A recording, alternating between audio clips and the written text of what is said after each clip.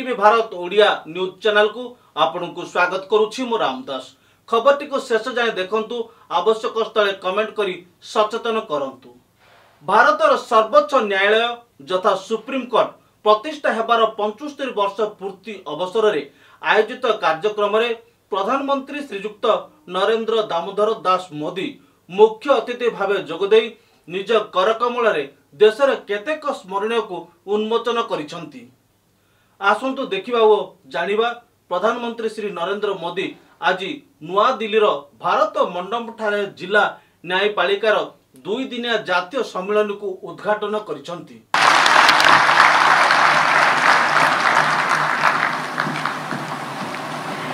Thank you so much, sir. Your leadership and vision have been instrumental in shaping our judicial system. Like always, your address today will again resonate far beyond the confines of this hall and this august assembly. जा रहा है एक स्मारक सिक्का जो कि India government mint Kolkata द्वारा ढाला गया है। यह चांदी का सिक्का एक यादगार उपहार होगा जो भारत के सर्वोच्च न्यायालय की गौरवशाली यात्रा का साक्षी है और उसकी गरिमा को और भी बढ़ाएगा। तो आइए देखते हैं एक झलक इन स्मारक प्रतीकों की। प्रधानमंत्री श्री नरेंद्र मोदी जी से विनम्रता पूर्वक आग्रह करती हूं कि वो इस स्मारक डाक टिकट का लोकार्पण कर उसे राष्ट्र को समर्पित करें।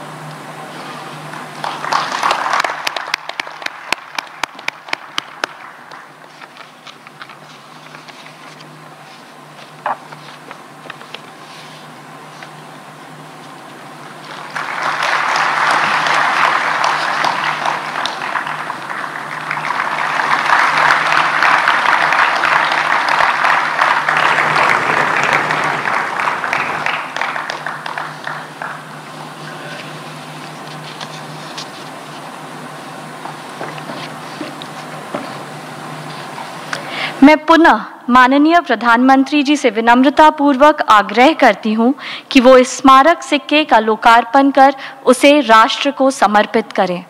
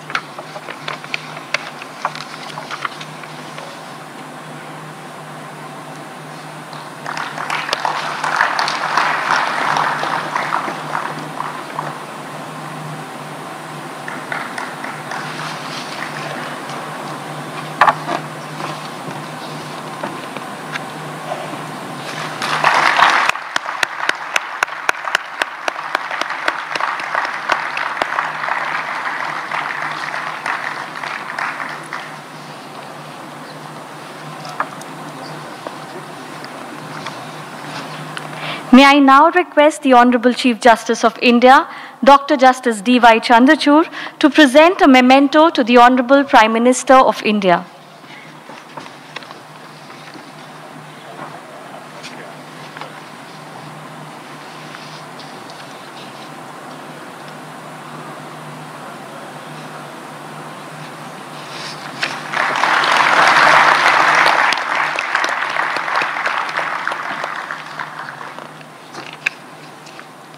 On a special occasion such as this, the Supreme Court of India would also like to present a special green gift to our very special and esteemed guest. Supreme Court has planted 75 saplings of 12 different indigenous varieties in the green lungs of Delhi, that is, the Central Ridge Reserve Forest area, as a mark of respect for the Honorable Prime Minister of India. Dr. Justice D.Y. Chandrachud to present a framed photo of this green token of gratitude to the Honorable Prime Minister.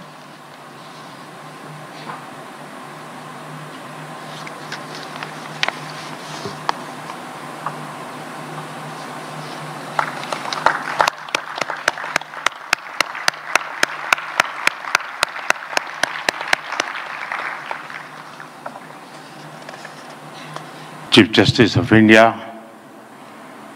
D.Y.. Chandrachud ji, justice Shri Sanjiv Khanna ji, justice BR. Gavai ji, देश के कानून मंत्री Arjun Ram Meghwal ji, attorney general R. Venkat Ramani ji, supreme court bar council के अध्यक्ष श्रीमान Kapil Sibal ji, bar council of India के अध्यक्ष भाई मनन कुमार मिश्रा जी, सुप्रीम कोर्ट के सभी जजिस,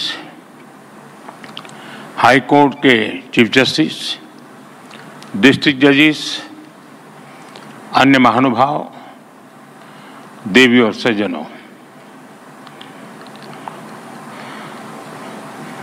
आप लोग इतने गंभीर है तो उससे मुझे लगता है समारोह भी बड़ा गंभीर है।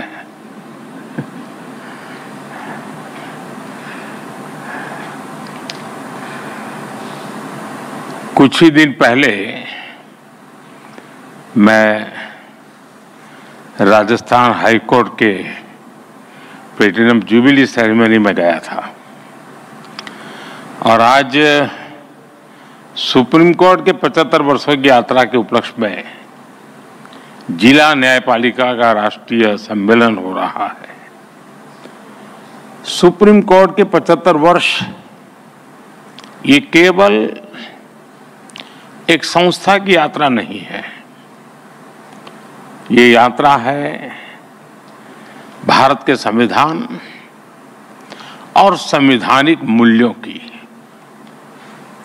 ये यात्रा है एक लोकतंत्र के रूप में भारत के और परिपक्व होने की, और इस यात्रा में हमारे संविधान निर्माताओं का,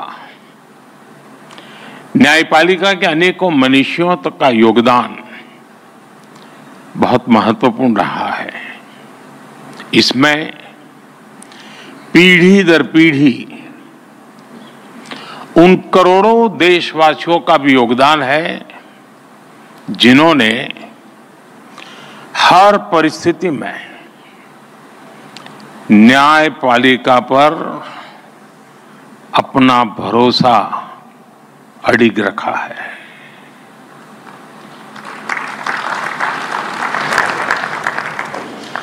भारत के लोगों ने कभी सुप्रीम कोर्ट पर, हमारी न्यायपालिका पर अविश्वास नहीं किया।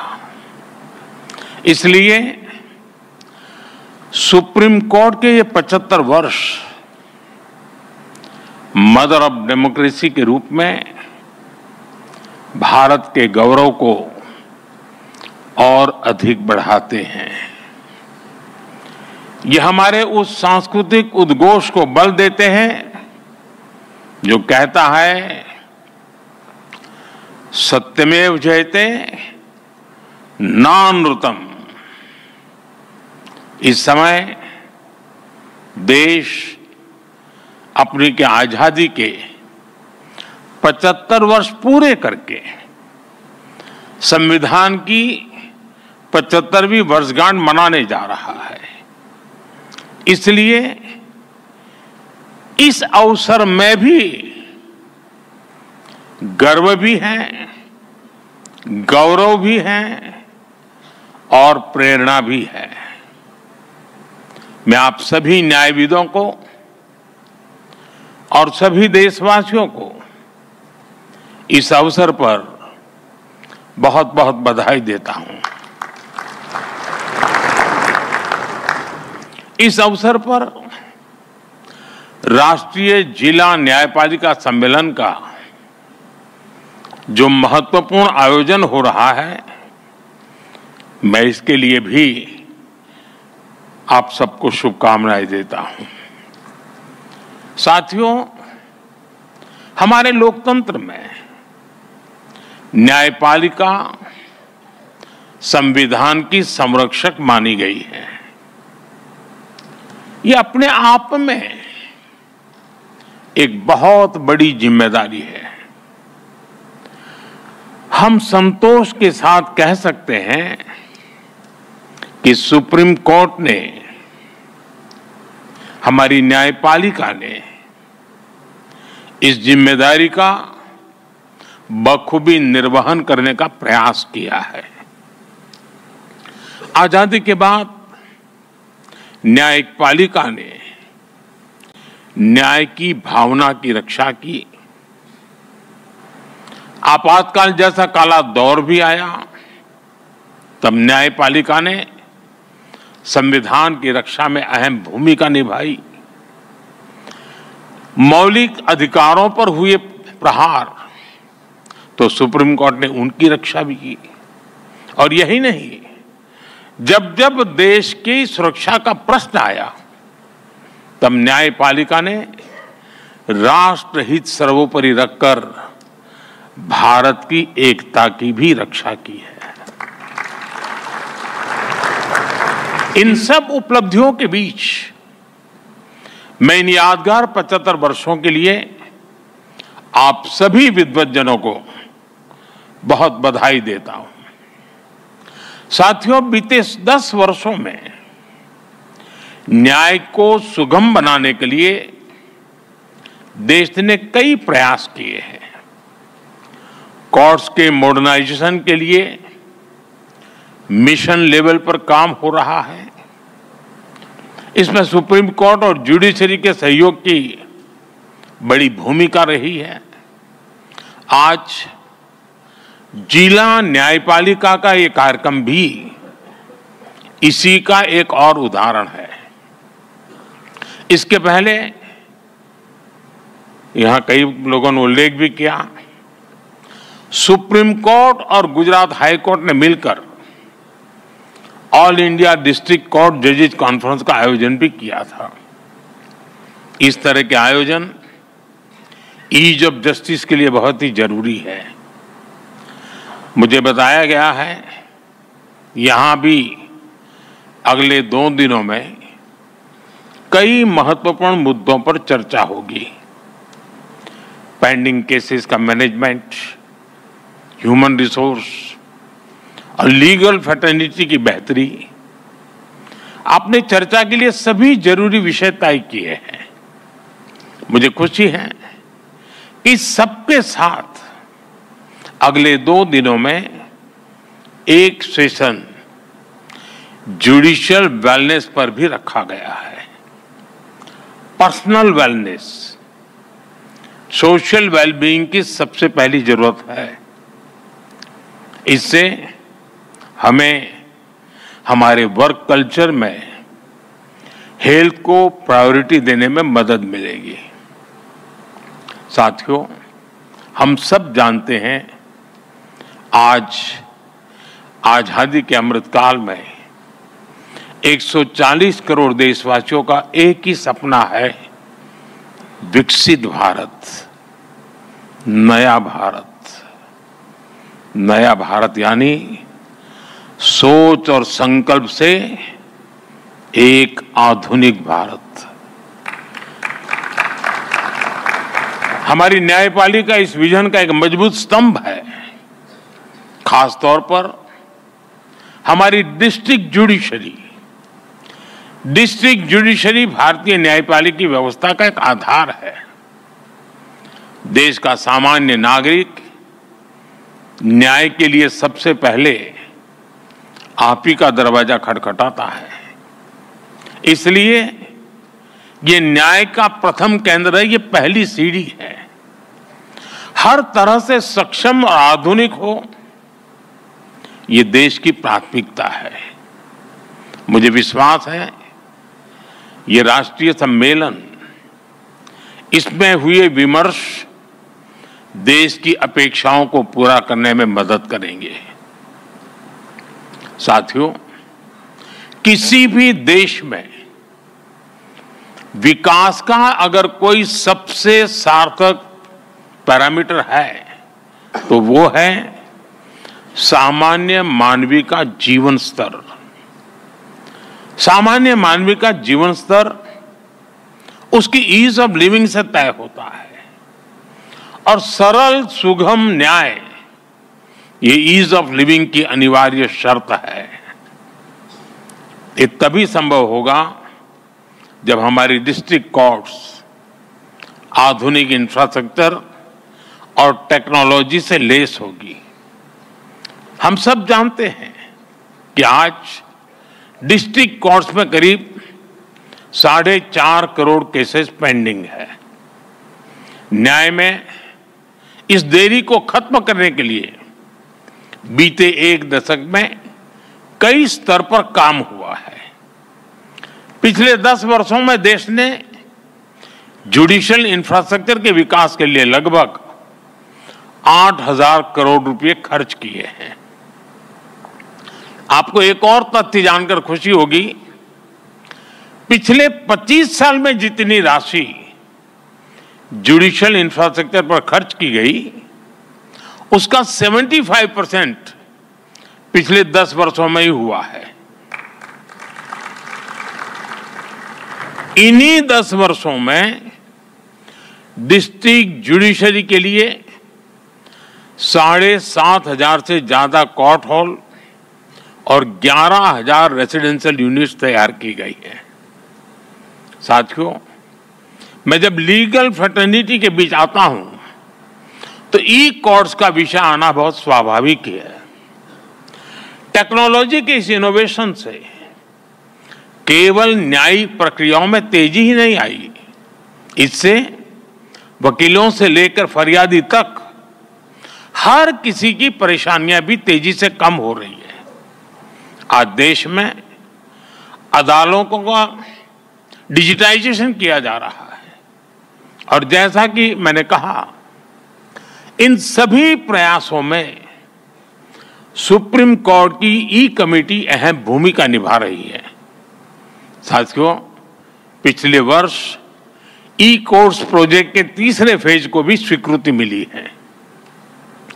हम एक यूनिफाइड टेक्नोलॉजी प्लेटफॉर्म तैयार करने की दिशा में आगे बढ़ रहे हैं। इसके तहत artificial intelligence, optical character recognition जैसी उभरती हुई टेक्नोलॉजी का इस्तेमाल होगा। हम पेंडिंग केसेस का एनालिसिस कर सकेंगे, भविष्य के मुकदमों का भी अनुमान लगा सकेंगे। पुलिस, फॉरेंसिक, जेल और कोर्ट टेक्नोलॉजी इनको इंटीग्रेट भी करेगी और इनके काम को स्पीड अप भी करेगी। हम ऐसी न्याय व्यवस्था की ओर बढ़ रहे हैं जो पूरी तरह से फ्यूचर रेडी हो गई। साथियों, आप जानते हैं, बड़े बदलाव में इंफ्रास्ट्रक्चर और टेक्नोलॉजी के साथ ही नियमों, नीतियां और नीयत की भी भूमिका होती है।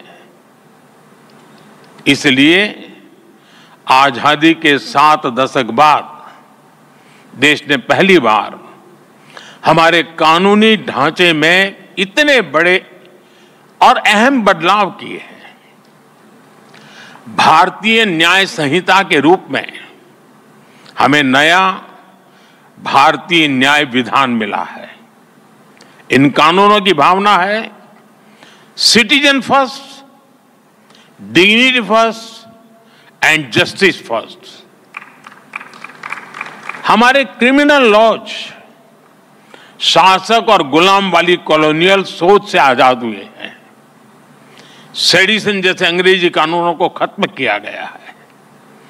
न्याय संहिता की सोच नागरिकों को सजा देगा, यही एकमात्र नहीं है, लेकिन नागरिकों को सुरक्षा देना भी है। इसलिए एक और महिलाओं और बच्चों के खिलाफ होने वाले अपराधों पर सख्त कानून बने हैं। दूसरी ओर पहली बार मामूली अपराधों में सजा के तौर पर कम्युनिटी सर्विस का प्रावधान किया गया है। भारतीय साक्ष्य अधिनियम के तहत सबूत के तौर पर इलेक्ट्रॉनिक और डिजिटल रिकॉर्ड को भी मान्यता मिली है। भारतीय नागरिक सुरक्षा संहिता के तहत इलेक्ट्रॉनिक मोड में समन भेजने की व्यवस्था बनाई गई है। इससे न्यायपालिका पर पेंडिंग केसेस का बोझ भी कम होगा। मेरा आग्रह होगा, सुप्रीम कोर्ट के मार्गदर्शन में डिस्ट्रिक्ट जुडिशरी को इस नई व्यवस्था में ट्रेन करने के लिए नए इनिशिएटिव्स भी जरूरी है। हमारे जजेस और वकील साथी भी इस अभियान का हिस्सा बन सकते हैं। जनता भी इस नई व्यवस्था से परिचित हो, इसमें भी हमारे वकील और बार एसोसिएशन का अहम रोल है। साथियों, मैं देश और समाज के एक और ज्वलंत विषय को आपके समक्ष उठाना चाहता हूं। आज महिलाओं के खिलाफ अत्याचार, बच्चों की सुरक्षा समाज की एक गंभीर चिंता है। देश में महिलाओं की सुरक्षा के लिए कई कठोर कानून बने हैं। 2019 में सरकार ने फास्ट ट्रैक स्पेशल कोर्ट की स्थापना की योजना बनाई थी। इसके तहत अहम गवाहों के लिए डिपोजिशन सेंटर्स का प्रावधान है। इसमें भी डिस्ट्रिक्ट मॉनिटरिंग कमेटीज की भूमिका महत्वपूर्ण हो सकती है। इस कमेटी में डिस्ट्रिक्ट जज, डीएम और एसपी भी शामिल होते हैं। क्रिमिनल जस्टिस सिस्टम के विभिन्न पहलुओं के बीच समन्वय बनाने में उनकी भूमिका अहम होती है। हमें इन कमेटियों को और अधिक सक्रिय करने की जरूरत है। महिला अत्याचार से जुड़े मामलों में जितनी तेजी से फैसले आएंगे, आधी आबादी को सुरक्षा का उतना ही बड़ा भरोसा मिलेगा। साथियों, मुझे विश्वास है कि यहां जो विमर्श होगा उससे देश के लिए बहुमूल्य समाधान निकलेंगे। जस्टिस टू ऑल का रास्ता मजबूत होगा। मैं एक बार फिर आप सबको इस पवित्र समारोह और समागम और चिंतन मनन में जरूर अमृत निकलेगा, इस आशा के साथ अनेक अनेक शुभकामनाएं देता हूं। बहुत बहुत धन्यवाद।